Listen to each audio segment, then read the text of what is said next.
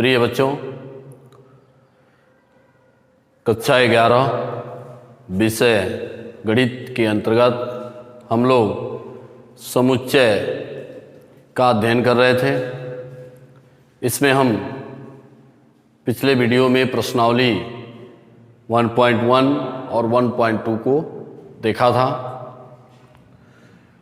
अब हम इसके आगे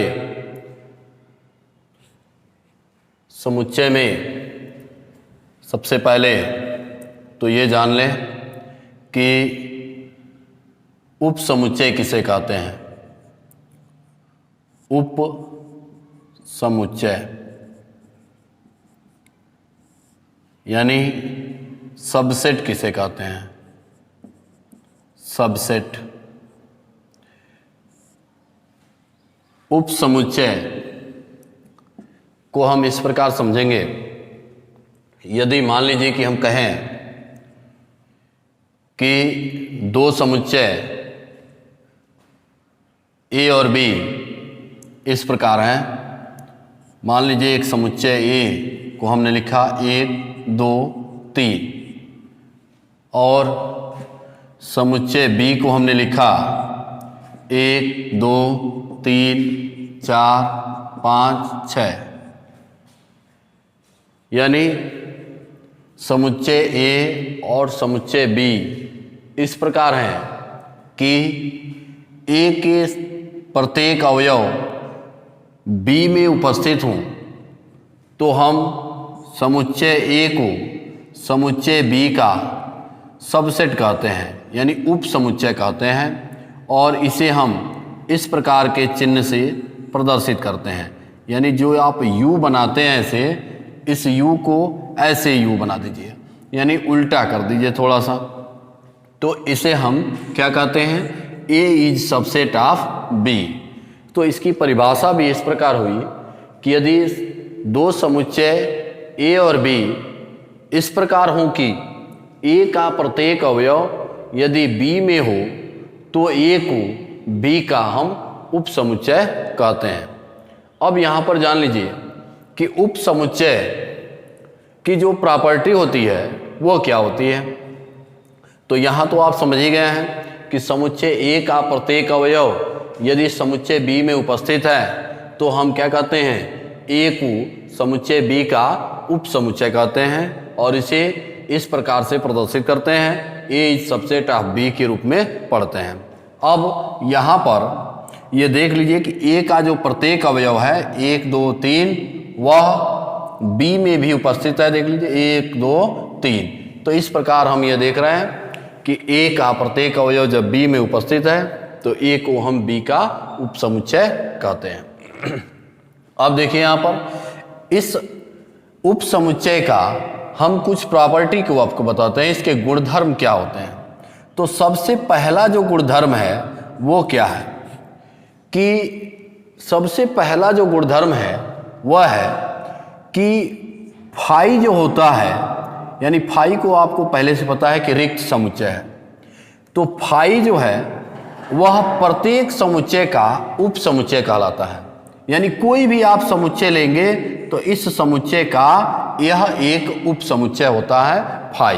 यानी इसकी पहली प्रॉपर्टी हो गई कि फाई जो है वह प्रत्येक समुच्चय का उप समुच्चय कहलाता है। यानी ए समुच्चय मान लिया हमने कोई है, अब बी भी ले सकते हैं, सी डी कोई, यानी कोई भी समुच्चय आप लेंगे तो उस समुच्चय का एक उप समुच्चय फाई होता है। इसके बाद दूसरी प्रॉपर्टी यह है कि अगर कोई समुच्चय है तो वह जो समुच्चय है वह स्वयं का उप समुच्चय होता है। यानी यह मान लीजिए एक समुच्चय हमने लिया तो यह स्वयं का एक उप समुच्चय होता है। जैसे मान लीजिए कि आपने अभी एक समुच्चय लिया है 1 2 3, तो अगर इस समुच्चय को हम फिर से लिखें, यानी मान लीजिए कोई समुच्चय बी ले रहे हैं हम, तो इसमें भी यही है 1 2 3। तो यह जो समुच्चय ए है, यानी देख लीजिए 1 2 3, तो यह समुच्चय बी भी 1 2 3, अर्थात यह समुच्चय ए ही यह भी है, ये ही है। तो यह स्वयं का उप समुच्चय होता है। यानी अर्थात इस बात को आप समझ गए होंगे कि प्रत्येक समुच्चय स्वयं का उप समुच्चय कहलाता है। अब दूसरी चीज, इसके बाद तीसरी इसकी प्रॉपर्टी क्या होगी?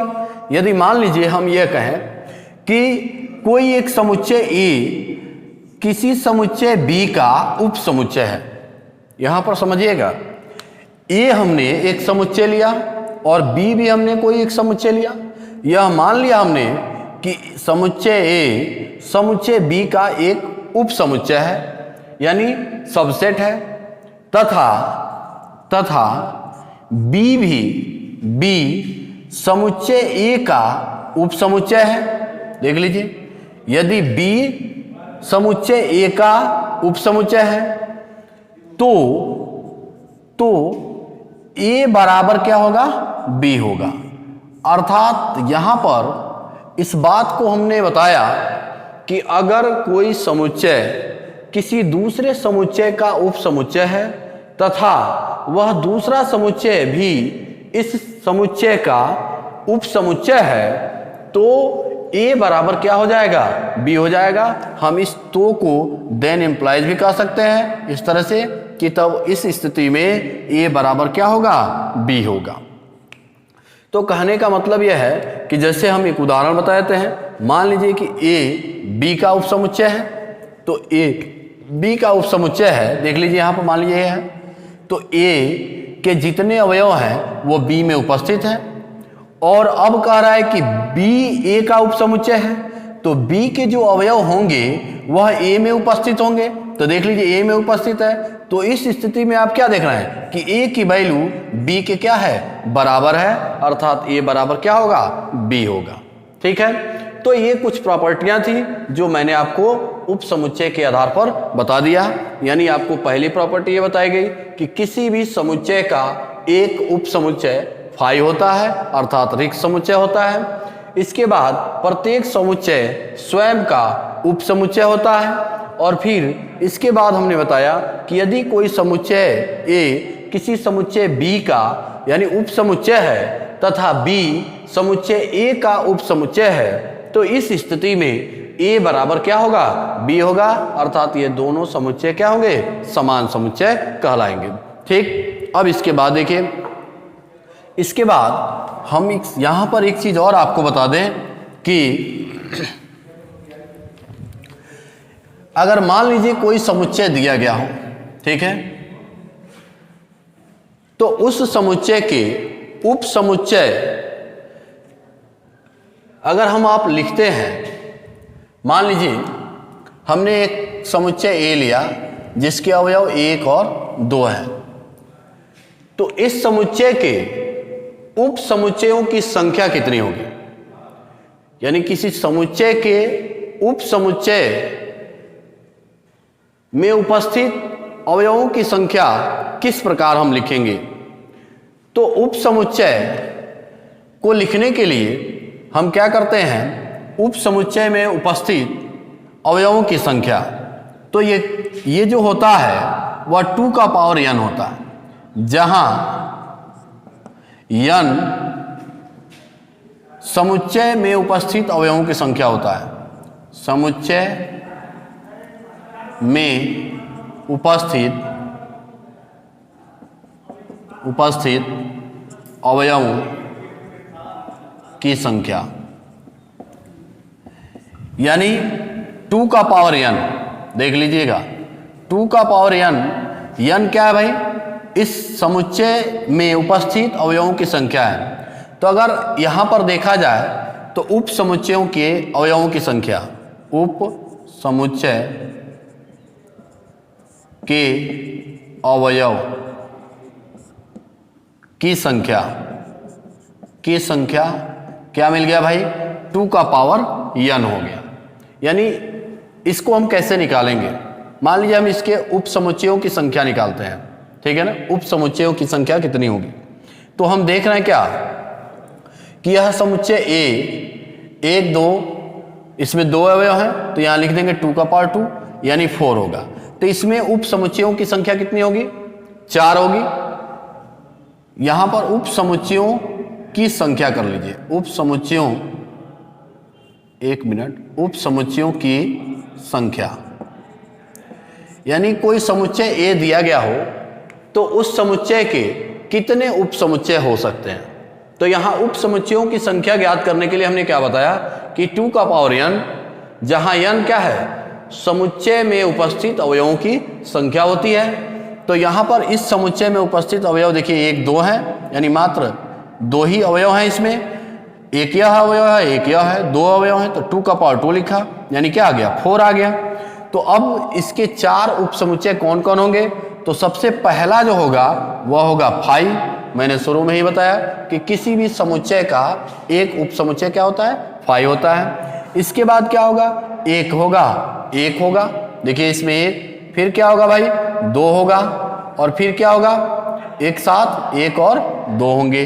तो देख लीजिए 1 2 3 4, यानी इसका मतलब यह हुआ कि इस समुच्चय के जो है उप समुच्चयों की संख्या कितनी हो गई, 5, 1 2 और यह क्या है 1 2, एक साथ जब हमने लिख लिया इनको। तो यानी किसी, मान लीजिए हम एक दूसरा उदाहरण लिख रहे हैं जिससे आपको समझ में आएगा। यहां पर हम कोई दूसरा उदाहरण लेके समझा देते हैं। मान लीजिए कि हम एक समुच्चय A ले रहे हैं जिसमें उपस्थित अवयव A और B हैं, ठीक है।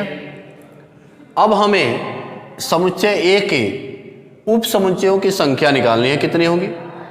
तो उप समुच्चयों की संख्या ज्ञात करने का जो सूत्र है वह है 2 का पावर n। तो यहाँ कितने हो जाएंगे भाई, 2 का पावर n है, इसमें उपस्थित अवयवों की संख्या 1 2 अवयव हैं, तो 2 का पावर 2 यानी क्या हो गया, 4।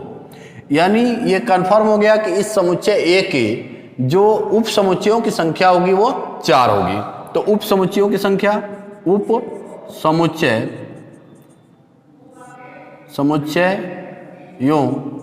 की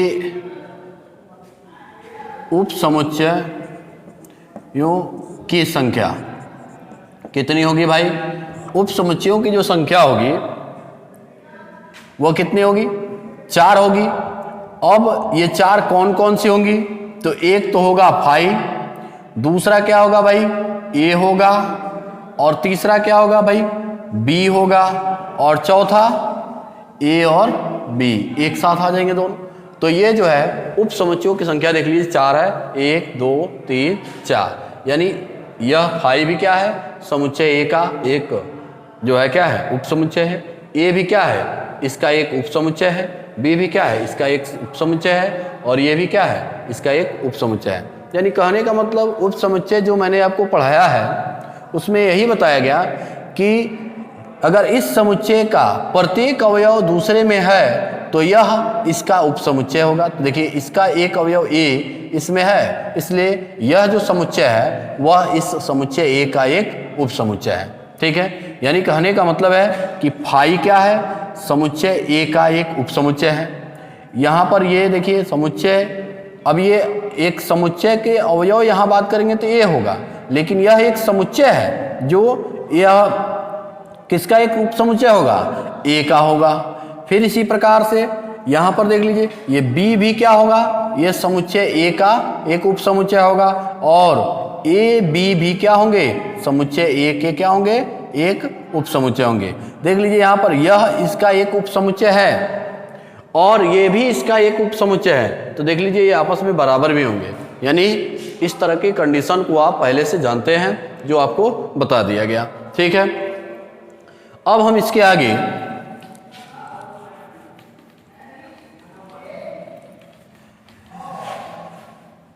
हम ये देखते हैं, जैसे मान लीजिए कि आप 9th क्लास में जो है संख्या पद्धति पढ़े होंगे, तो संख्या पद्धति में संख्याओं के बारे में आप अवश्य पढ़े होंगे कि जो है प्राकृत संख्या क्या होता है, पूर्ण संख्याएं क्या होती हैं, परिमेय संख्या क्या होता है, अपरिमेय संख्या क्या होता है, इसी तरह से जो है वास्तविक संख्याएं क्या होती हैं।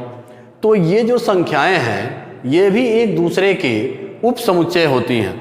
देख लीजिए हम अभी इसको बता देते हैं कि संख्या पद्धति में सबसे पहले जो संख्या आती है वह है प्राकृत संख्या। प्राकृत संख्या, नेचुरल नंबर, इसको हम n से डिनोट भी करते हैं। तो आप ये जानते भी हैं कि नेचुरल नंबर जो है वो कौन कौन होती है भाई, तो मैंने बताया था कि प्राकृत संख्याओं की परिभाषा भी ये 9th क्लास में आपको मिल जाएंगी कि जिन संख्याओं से हम गिनने का काम करते हैं, अर्थात गिनती वाले संख्याओं के समूह को हम क्या कहते हैं? प्राकृत संख्या कहते हैं। तो देख लीजिए 1 2 3 4 5 अप टू डॉट डॉट ये चलती रहेंगी। तो ये जो संख्याओं का समूह है जिनसे गिनती का काम किया जाता है, जैसे किसी वस्तुओं को गिनने में जिन संख्याओं का प्रयोग किया जाता है वह प्राकृत संख्याएं कहलाती हैं।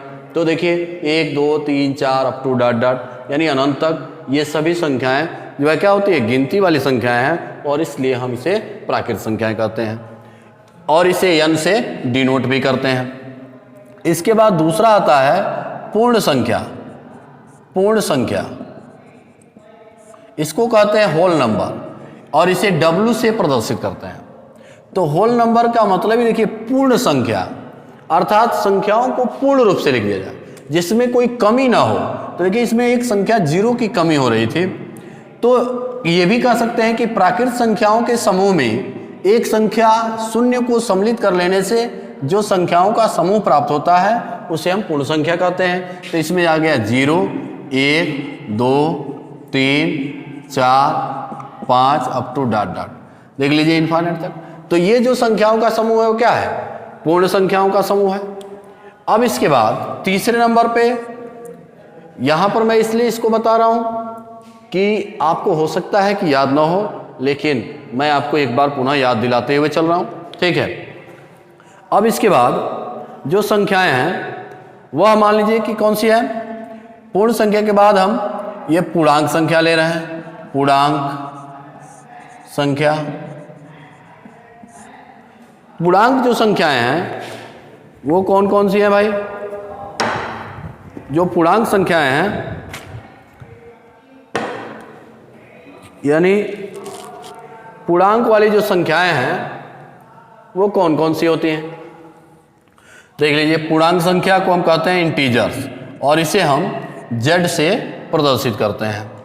तो z की जो बात की जाएगी तो ये कौन कौन सी संख्या होंगी? देखिए पूर्णांक के संख्याओं में एक तो 0 से शुरू होती है, यहाँ देख लीजिए 0 1 2 3 अप टू डॉट डॉट। इसके बाद इससे छोटी संख्या -1 -2 -3 up to dot dot infinite तक। तो ये जो संख्याओं का समूह है वह क्या है? पूर्णांक संख्याओं का समूह है। अर्थात इसकी परिभाषा यह हो सकती है कि यदि पूर्ण संख्याओं के समूह में, देख लीजिए ये पूर्ण संख्याओं का समूह है, ये जो संख्याओं का समूह है वह पूर्ण संख्याओं का समूह है। तो पूर्ण संख्याओं के समूह में एक और संख्या यानी जो है प्राकृत संख्याओं के ऋणात्मक मान को सम्मिलित कर लिया गया। देखिए प्राकृत संख्याओं का ऋणात्मक मान -1 -2, तो ये माइनस इनफाइनाइट तक होगा। तो प्राकृत संख्याओं के ऋणात्मक मान को सम्मिलित कर लिया गया। तो इस प्रकार जो संख्याओं का समूह प्राप्त होता है वह क्या कहलाता है? पूर्णांक संख्या कहलाता है, यानी इंटीजर्स जो है नंबर कहलाते हैं, यानी पूर्णांक कहलाते हैं। अब देखिए जो पूर्णांक वाली संख्याएं हैं, ठीक है, यानी उसे पूर्णांक कहते हैं हम। यहाँ संख्या को हटा ही दीजिए, ये पूर्णांक है, और यहाँ पर आप चाहें तो लिख भी सकते हैं संख्या, ठीक है। अब देखिए इसमें क्या हुआ कि एक चीज इसमें ध्यान रखने वाली है कि 0 जो है वह न तो धन पूर्णांक संख्या होती है और न ही ऋण पूर्णांक संख्या होती है। यहाँ से 1 से ये 0 से बड़े संख्याओं का समूह धन पूर्णांक संख्या कहलाते हैं, और 0 से छोटे संख्याओं का समूह ऋण पूर्णांक संख्या कहलाते हैं, ठीक है। इसके बाद चौथे नंबर पे आता है कि परिमेय संख्या किसे कहते हैं? परिमेय, रैशनल नंबर, परिमेय संख्या। परिमेय संख्या का मतलब यह हुआ कि इसे हम Q से डिनोट करते हैं। रैशनल नंबर को जो है Q से डिनोट करते हैं, परिमेय संख्या को, ठीक है। अब देखिए यहाँ पर परिमेय संख्या की डिफिनीशन भी यही है कि वे संख्याएं जिन्हें P/Q के रूप में लिख सकते हो, और जहाँ Q is not equal to 0 हो तो हम इसे परिमेय संख्या कहते हैं। जहाँ P और Q क्या है? पूर्णांक वाली संख्या है, यानी पूर्णांक है। तो हम ये कह सकते हैं कि यदि P तथा Q दो पूर्णांक वाली संख्याओं को p/q के रूप में व्यक्त करें और जहां q का मान 0 के बराबर न हो तो हम p/q को क्या कह सकते हैं, परिमेय संख्या कह सकते हैं। यहाँ पर तो इसका मतलब यह हुआ कि ये जितने भी प्रत्येक पूर्णांक संख्याएं परिमेय संख्याएं कहलाती है। प्रत्येक पूर्णांक संख्या क्या कहलाती है, परिमेय संख्या कहलाती है। अब हम इसके बाद यहाँ से 5वें नंबर पर यह बता देते हैं कि अपरिमेय संख्या किसे कहते हैं। अपरिमेय संख्या, तो अपरिमेय संख्या का मतलब क्या हुआ, इसको हम जो है t से डिनोट करते हैं। अपरिमेय संख्या को t से डिनोट करते हैं, यानी इरेशनल नंबर। तो इसको जो है यानी अपरिमेय संख्या में जैसे मान लीजिए √2 आया, √3 आया, ये पाई आएगा, यानी रूट में 7 आएगा, √5 आएगा, इस तरह से। जैसे √4 नहीं आएगा क्योंकि इसका वर्गमूल निकालेंगे +-2 आ जाएगा जो कि पूर्णांक हो जाएंगे, तो ये नहीं आएगा। लेकिन और ये जितनी भी करड़ी के अंदर संख्याएं हैं उसमें जिनका हम वर्गमूल आसानी से नहीं निकाल सकते हैं, यानी जैसे √2 है, √3 है, √7 है, √5 है, √8 है, ये सभी की सभी संख्याएं क्या होती हैं, अपरिमेय संख्याएं होती हैं। अब देखिए इसके बाद आता है वास्तविक संख्याएं। 6वें नंबर पे जो है वास्तविक संख्याएं, वास्तविक संख्याएं, इसको हम R से डिनोट करते हैं, रियल नंबर। तो वास्तविक संख्याएं परिमेय संख्याएं और अपरिमेय संख्याओं का जो समूह होता है उसे हम वास्तविक संख्याएं कहते हैं। ठीक है, यानी परिमेय संख्याओं और अपरिमेय संख्याओं के समूह को क्या कहते हैं, हम वास्तविक संख्याएं कहते हैं। अब ये सारी चीजें मैंने आपको क्यों बताया, क्योंकि मुझे ये पता करना है कि इसमें से कौन किसका जो है सबसेट है, यानी उप समुच्चय है। तो इसको समझने के लिए हम आपको एक जो है आसान तरीका का इस्तेमाल कर रहे हैं। देखिए जैसे ये सारी चीज़ें आप पिछली कक्षाओं में पढ़े होंगे। यदि आपको इन सब संख्याओं में किसी तरह का कोई दिक्कत आता है तो आप 9th क्लास के वीडियो को आप देखेंगे, जिसमें फर्स्ट चैप्टर मैं पढ़ाया हूँ, उसमें आपको कंफर्म हो जाएगा कि वास्तविक संख्याएं क्या हैं, यह है परिमेय संख्याएं क्या है, ये सारी चीज़ें उसमें बताया गया। अब देखिए हमें ये पता करना है कि कौन किस संख्या का उपसमुच्चय है। सबसे पहले मैं यहाँ पर एक रिंग ले रहा हूँ जिसमें हम नेचुरल नंबर लिख रहे हैं। तो नेचुरल नंबर आप जानते हैं 1, 2, 3, 4 अप टू डॉट डॉट ऐसे होती है, या हम ऐसे लिख दे रहे हैं 1, 2, 3, 4 अप टू डॉट, ये इसके अंदर आ गई। अब ये जो संख्याएं हैं वो किसके अंदर आती हैं भाई, तो आप ये जानते हैं कि अगर ये जो संख्याएं हैं यह हम पूर्ण संख्या ले रहे हैं W, तो W के अंतर्गत कौन कौन है, तो 0 तो आता ही है, ये भी आ जाती है, तो 0, 1, 2, 3, 4 अप टू डॉट, मतलब ये जो नेचुरल नंबर है वह इसके अंतर्गत आ जाएगा। ठीक है, इसके बाद मान लीजिए कि हम ये संख्याएं जो है किसके अंतर्गत आ जाती हैं, तो पूर्ण संख्या के बाद हम इंटीजर्स लेते हैं, पूर्णांक। तो पूर्णांक वाली संख्या में ये भी आती हैं और इसके निगेटिव मान भी आ जाते हैं, यानी +0, +-1, +-2, +-3, +-4, ठीक है ना, अप टू डॉट डॉट, ये सब आ जाती है। यानी ये भी इसके अंदर आ गया, ये भी इसके अंदर आ गया, देख लीजिए। इसके बाद हम एक और ले रहे हैं, तो अब जो है हमें क्या लिखना है, परिमेय संख्या। तो परिमेय संख्या प्रत्येक पूर्णांक संख्या है, परिमेय संख्या होती है। तो ये परिमेय संख्या को Q से डिनोट करते हैं, यानी P/Q, जो Q is not equal to 0 होगा। तो ये सभी की सभी परिमेय संख्या के अंतर्गत आ जाएंगी, परिमेय संख्या में आ जाएंगी। अब अपरिमेय संख्या इसके अंदर नहीं आएगा, तो इसके लिए हम इधर बाहर कर ले रहे हैं। ये अपरिमेय संख्या को T से डिनोट करते हैं, जैसे √2 आएगा, √3 आएगा, पाई आएगा, √5 आएगा, अप टू डॉट। अब इन सभी संख्याओं को हम एक साथ क्या कहते हैं भाई, इन सभी संख्याओं को हम रियल नंबर कहते हैं, वास्तविक संख्या। ठीक है, और वास्तविक संख्या में क्या आ जाएगा भाई, ये सब आ जाएंगे। ठीक है, अब देखिए, अब इसको समझने का एक तरीका कि नेचुरल नंबर जो है क्या है भाई, इसके प्रत्येक अवयव इसमें पाया जा रहा है, देख लीजिए। तो इसका मतलब कि हमने उप समुच्चय की परिभाषा यह दिया था कि प्रत्येक अवयव इसमें पाया जाता है, इसलिए यह नेचुरल नंबर जो है इसका क्या होगा, एक उपसमुच्चय होगा। देखिए n जो है उपसमुच्चय हो किसकी, जो है पूर्ण संख्या का। अब देखिए पूर्ण संख्या का प्रत्येक अवयव इसमें आ गया है, तो इसका मतलब ये जो सबसेट होगा वो किसका होगा भाई, जो है इंटीजर्स का होगा। इंटीजर्स का प्रत्येक अवयव परिमेय संख्या के अंतर्गत आ जा रहा है, तो इंटीजर्स भी किसका उपसमुच्चय होगा, यानी रेशनल नंबर का, यानी परिमेय संख्या का। ये परिभाषा के अनुसार बताया जा रहा है, क्योंकि मैंने बताया था कि उपसमुच्चय किसे कहते हैं, यानी समुच्चय के पहले समुच्चय का प्रत्येक अवयव यदि दूसरे समुच्चय में पाया जा रहा है तो पहला समुच्चय दूसरे का उपसमुच्चय कहलाता है। तो यानी कि इसका प्रत्येक अवयव इसमें पाया गया तो नेचुरल नंबर इसका क्या होगा, उपसमुच्चय होगा। इसका इसमें पाया गया तो ये इसका उपसमुच्चय होगा।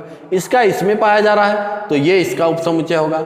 अब देखिए ये चूंकि नहीं पाया जा रहा है, लेकिन इसके साथ यह इसका प्रत्येक अवयव इसमें पाया जा रहा है, तो इसलिए जो है अब देखिए तथा, अब देखिए ये जो है वह रियल नंबर का है और ये भी है, तथा Q जो है उपसमुच्चय होगा किसके, रियल नंबर के। और या ऐसे ही लिख देते हैं Q जो है यानी परिमेय संख्या उपसमुच्चय हो गया रियल नंबर के, तथा ये अपरिमेय संख्या भी उपसमुच्चय होगा रियल नंबर की। तो इस बात को आप समझ चुके होंगे कि कहने का मतलब है कि मैं अगर एक छोटा सा उदाहरण दूं, मान लीजिए कहा जाए कि जो है, अगर एक छोटा उदाहरण और ले लीजिए, जैसे मान लीजिए कि यहाँ पर यह विद्यालय है नवजीवन इंटर कॉलेज, कहाँ है भाई, पटेरवा में है। तो पटेरवा कहाँ है भाई, कुशीनगर जिले में है। तो इसका मतलब कुशीनगर में पटेरवा आ गया, तो पटेरवा क्या है, कुशीनगर का एक उपसमुच्चय हो जाएगा। अब कुशीनगर कहाँ है भाई, गोरखपुर मंडल में है, तो कुशीनगर किसका उपसमुच्चय है, गोरखपुर का, क्योंकि गोरखपुर में कुशीनगर आ गया। इस बात को आप समझ सकते हैं अपने हिसाब से आप, ठीक है। तो यहाँ पर मैंने संख्याओं के बारे में बताया कि नेचुरल नंबर जो है किसके है, तो यहाँ पर जो है पूर्ण संख्याओं का एक उपसमुच्चय होता है। पूर्ण संख्या जो है पूर्णांक संख्या का एक उपसमुच्चय होता है। पूर्णांक संख्या वास्तविक जो है परिमेय संख्या का एक उपसमुच्चय होता है, और परिमेय संख्या वास्तविक संख्या का उपसमुच्चय होता है, और अपरिमेय संख्या भी वास्तविक संख्या का एक उपसमुच्चय होता है। अब यहाँ पर एक बहुत ही इंपॉर्टेंट चीज़ और आपको बता दें, कभी कभी कुछ लोग पूछ देते हैं जिसको जानना बहुत जरूरी है कि धनात्मक पूर्णांक किसे कहते हैं, अधनात्मक पूर्णांक किसे कहते हैं, ऋणात्मक पूर्णांक किसे कहते हैं, और ऋणात्मक पूर्णांक किसे कहते हैं। तो इसे भी यहां पर हम समझ लें, जैसे धनात्मक पूर्णांक, तो ये कौन कौन से होंगे धनात्मक पूर्णांक। तो धनात्मक पूर्णांक में ये जान लिए जीरो नहीं आएगा। पूर्णांक वाली संख्याओं में तो plus minus zero, plus minus one, plus minus two, plus minus three, अब तो ऐसे आता है। तो इसमें देखिए कौन कौन है, ये इंटीजर्स है पूर्णांक। तो धनात्मक पूर्णांक की जब बात करेगा तो केवल प्लस वाला आएंगे, 1 2 3 4 अप टू डॉट डॉट। अब इसमें जब कहेगा अधनात्मक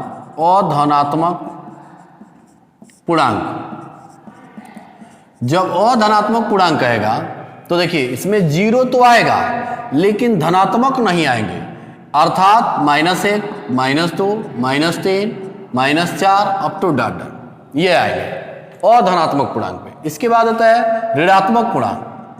ऋणात्मक पूर्णांक, तो ऋणात्मक पूर्णांक में कौन आएगा भाई, इसमें भी देखिए ऋणात्मक पूर्णांक में जीरो अब नहीं आएगा, लेकिन ऋणात्मक की संख्याएं आएंगी, -1, -2, -3, -4 up to dot dot minus infinite का। लेकिन जब अधनात्मक पूर्णांक कहेगा और ऋणात्मक पूर्णांक, ऋणात्मक पूर्णांक जब अऋणात्मक पूर्णांक आएगा तो इसमें जीरो आएगा, परंतु ये ऋणात्मक मान नहीं आएंगे। तो 1 2 3 4, ठीक है ना, 5 अप टू डॉट डॉट। ये ध्यान रखेंगे, ये चीजें बहुत ही आवश्यक है आपको जानने के लिए। कभी कभी इस पर भी लोग चर्चा करते हैं, क्वेश्चन इस पर आ जाता है, तो यहाँ पर आपसे कभी कोई गलती ना हो, इसलिए ये आप ध्यान से इसको देख लेंगे कि हमने धनात्मक पूर्णांक को क्या बताया, यानी पॉजिटिव इंटीजर्स होते हैं वह 1 2 3 4 अप टू डॉट डॉट होते हैं। लेकिन जब अधनात्मक पूर्णांक की बात करेगा तो इसमें 0 आएगा और इसके साथ साथ इसमें ये निगेटिव मान आते हैं, यानी -1, -2, -3 अप टू डॉट डॉट। ऋणात्मक पूर्णांक जब कहेगा तो इसमें 0 नहीं आएगा, ऋणात्मक के सभी मान आएंगे, -1, -2, -3 up to dot dot minus infinite तक। लेकिन जब और ऋणात्मक पूर्णांक की बात करेगा तो इसमें 0 आएगा लेकिन ऋणात्मक नहीं आएंगे, यानी 0, 1, 2, 3, 4 अप टू डॉट डॉट जो है प्लस इनफाइनाइट तक। ठीक है बच्चों, तो अब हम इसके आगे जो है यहां पर एक चीज और देखेंगे। अब इसके आगे हम देखेंगे जो है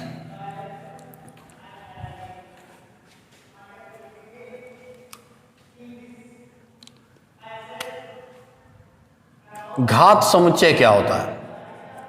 घात समुच्चय, घात समुच्चय का मतलब हुआ पावर सेट।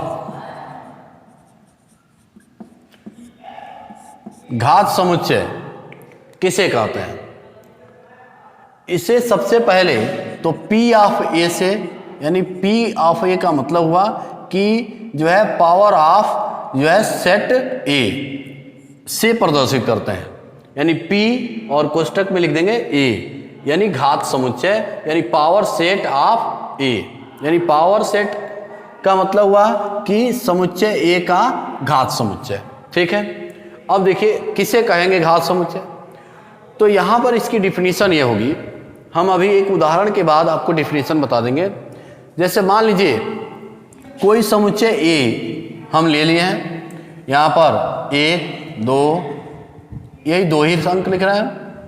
तो इस समुच्चय के हम सभी उप समुच्चयों की संख्या कैसे ज्ञात करते हैं? तो इस समुच्चय A के उप समुच्चयों की संख्या क्या होगी? उप समुच्चयों की जो संख्या होगी वह होगी, एक तो 5 होगा, दूसरा 1 होगा, और फिर क्या होगा भाई 2 होगा, और 1, 2, यानी ये चौथा होगा, 1, 2, 3, 4, यानी ये 2 का पावर 2 यानी 4 होंगे। तो 4 उप समुच्चय कौन कौन है? 5, 1, ये 2, और ये क्या है भाई? एक यह 1 और 2 हो जाएंगे, यानी इसके उप समुच्चय। तो किसी समुच्चय के उप समुच्चय का समुच्चय, अगर इसका आप समुच्चय लिख देते हैं तो इसे हम कहते हैं घात समुच्चय, यानी A का यह घात समुच्चय कहलाएगा, और इसे P यानी ऑफ A से क्या कर देंगे? प्रदर्शित कर देंगे। तो यह हो गया पावर ऑफ सब, यानी पावर ऑफ सेट A, यानी A का घात समुच्चय कहलाएगा। और यहाँ पर इसकी डिफिनीशन भी हो गई कि किसी समुच्चय के सभी उप समुच्चयों का समुच्चय का क्या कहलाता है? घात समुच्चय कहलाता है, यानी उस समुच्चय का घात समुच्चय कहलाता है। तो किसी समुच्चय के सभी उप समुच्चयों का समुच्चय क्या कहलाता है? उस समुच्चय का घात समुच्चय कहलाता है। देखिए यहाँ पर अब घात समुच्चय समझा दिए। तो इसके आगे जो है हम नेक्स्ट वीडियो में बताएंगे। तब तक के लिए धन्यवाद।